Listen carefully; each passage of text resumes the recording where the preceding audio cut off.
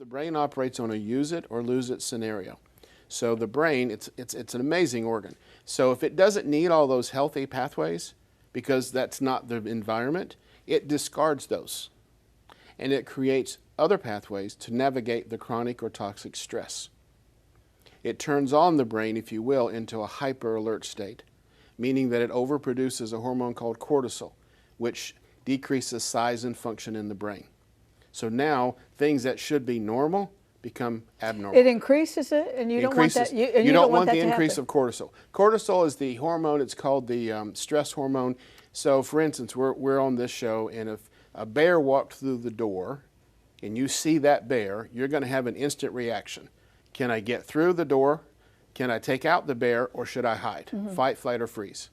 Okay? At that moment, your body is doing all kinds of really cool things physiologically to get ready to fight the bear.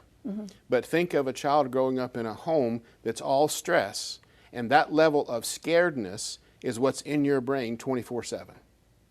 So the bear doesn't bother that much. Right, but they can no longer determine if the bear is real later in life because that switch is turned on permanently. So they're always in hyper alert. They're always looking, who's going to hurt me?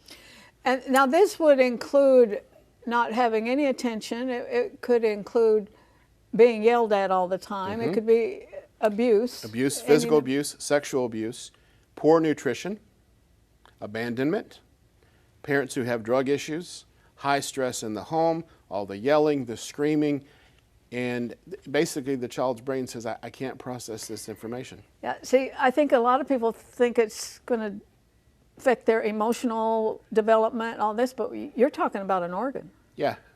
Yeah, it literally changes the structure of the brain.